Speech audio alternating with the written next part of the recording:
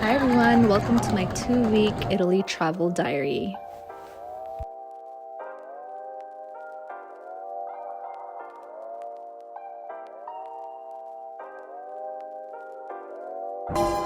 Too low to the mall, with a couple capos and 100 fucking dimes. College slaughter gang, you get your shit popped. Drago with a drum, the bitch ain't never go stop. Be on that line, boy, shit. I flew in from Austin, Texas, directly to Milan, Italy to kick off my adventure in the heart of fashion.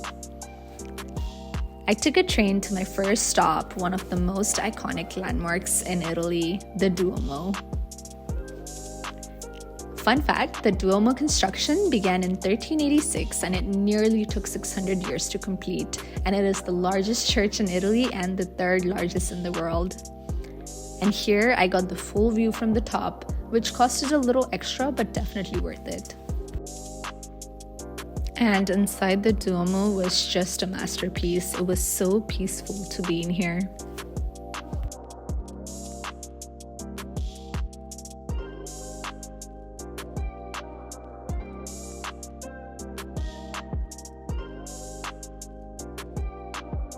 I randomly came across this mirror area where people were obsessed with taking their photos of their tilted reflection. Next up, a museum nearby. I'm not a museum person, but this had some very cool artifacts and art displays. Definitely worth a quick stop if you're in this area. After that, it was time for some food. I stopped at Ciao Pizza, and this was the best pizza I had on this trip. Throughout this video, I honestly don't have a lot of food recommendation, but this pizza here was definitely perfect to my taste. At one point, I stopped for some gelato, and when you're in Italy, you must have one every day. Here, I'm in the Galleria Mall. It is one of the oldest and most luxurious shopping malls, which is home to a lot of high-end fashion brands. Rest of the evening, I just walked around and explored the other streets near the area, and there's so much to do. The next day, I hopped on a train to Lake Como, and if you're coming to Italy, do not skip this place. It's like stepping into a postcard. There are mountains, villas, and crystal clear water. And a little for real estate interest, a small villa here starts around 1.5 million euros.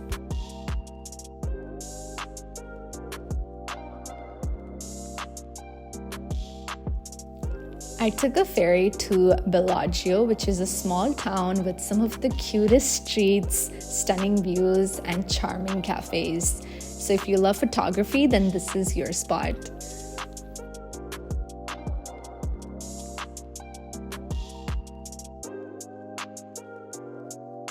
I pretty much spent the rest of the day strolling through the colorful streets and enjoying the scenery.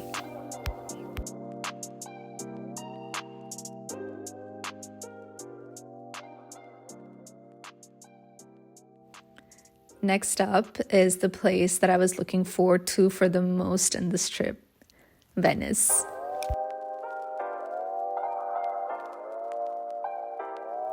Venice was just as magical as they say in all the movies. One thing I found really interesting was that you could only travel in water boats and walking. Even my Airbnb was only accessible by boat. My first stop here was at the St. Mark Basilica. Now this museum, I actually enjoyed and spent around 3 hours. The golden mosaics inside are unreal, and the view from this top was next level.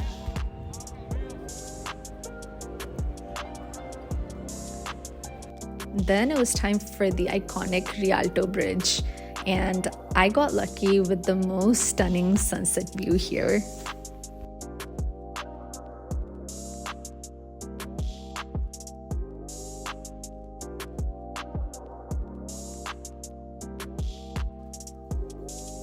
The next day, I had reserved the whole day just to walk and explore the streets of Venice, which is kind of the whole experience here.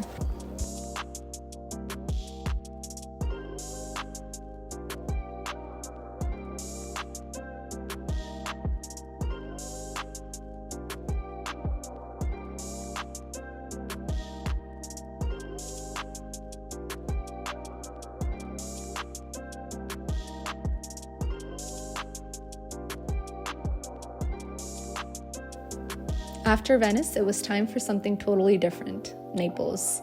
Known as the birthplace of pizza, I was not a fan of Naples, but definitely some must-try local pizza here. Alright, and fast forward to the next evening, I made it to Salerno. The night views you can see here are absolutely underrated. Salerno felt calm, romantic, and just effortlessly beautiful. It was a perfect way to end the night. Another fun fact, living in Salerno cost around 30% less than Naples, making it a budget-friendly spot for travelers and locals alike.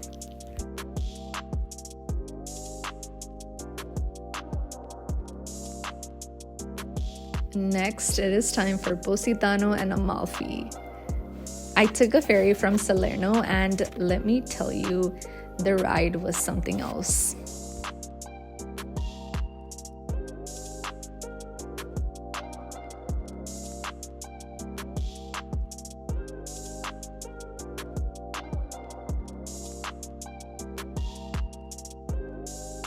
My favorite part was just enjoying the views of the cliffs and colorful houses stacked on top of each other, which was just mesmerizing.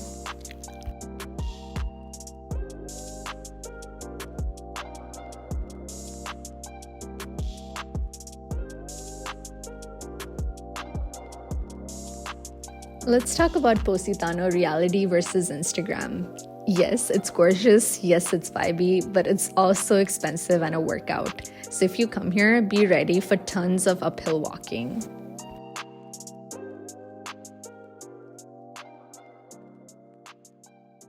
And just like that, here I am in Rome. After the coastal vibes, it was now time to step into history. First stop was at the Colosseum. I booked a tour to learn all about the history here, and fun fact, Colosseum is now one of the 7 wonders of the world and the largest ancient amphitheater ever built.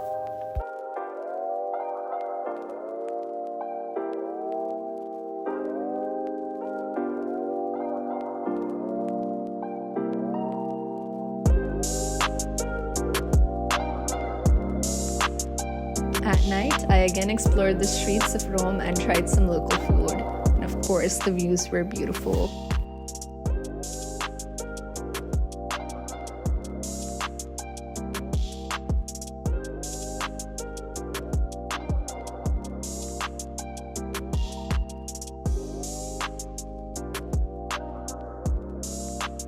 Next stop was the Trevi fountain. They say if you throw 1 coin, you'll return to Rome, and 2 coins, you'll find love, and 3 coins, you'll get married.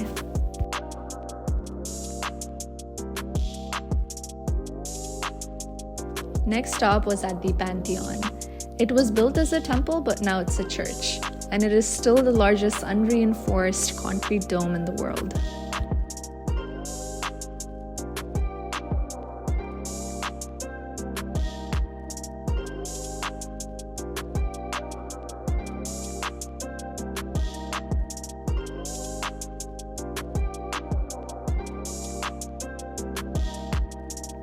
On my last day in Rome, I visited the Vatican City.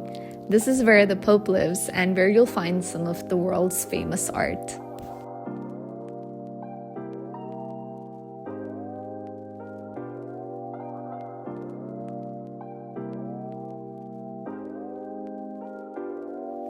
Inside the Sistine Chapel, I saw some of Michelangelo's famous work, mainly the ceiling, which took him 4 years to complete.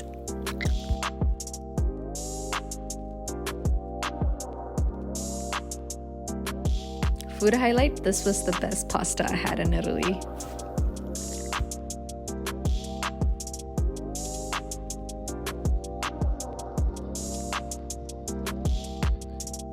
And now welcome to Florence, which is home to art, culture, and more amazing food and gelato. Florence is known as the birthplace of Renaissance, and this entire city looks like a painting. The best way to see Florence is just to walk everywhere.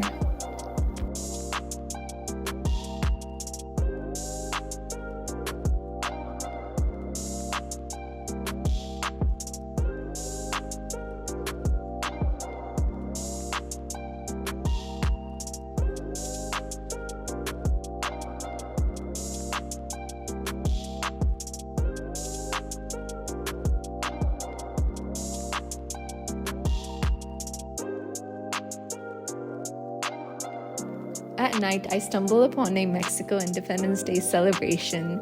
There were bands, dancing, and an entire parade. It was so fun to watch everyone celebrate.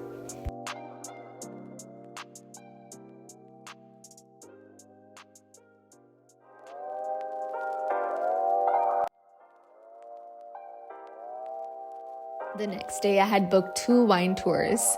And even though I'm not a wine person, when in Florence, you have to do a Chianti wine tour.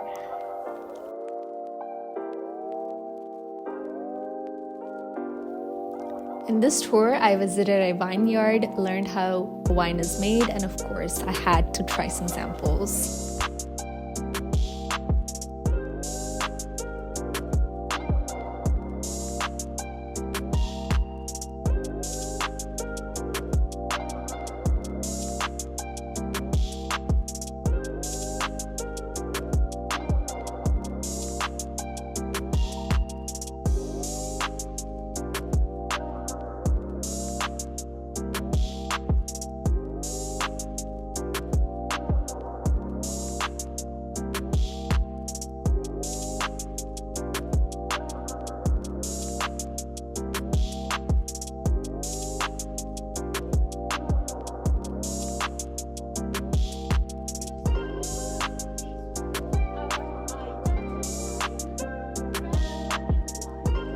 These are the grapes that they let sit before fermentation, and honestly, the guides made the process so much fun.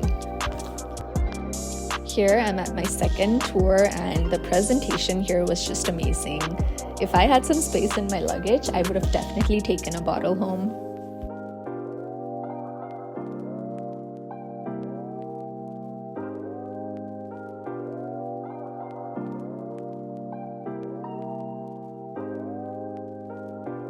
The last stop before I leave Florence, the Leaning Tower of Pisa. And yes, I did the tower pose and it was totally worth it. And my last fun fact, the tower started leaning right after construction in the 12th century because of the soft ground, but engineers have since stabilized it. And that wraps up my Italy travel diary. If you enjoyed the video, don't forget to like, share, and subscribe.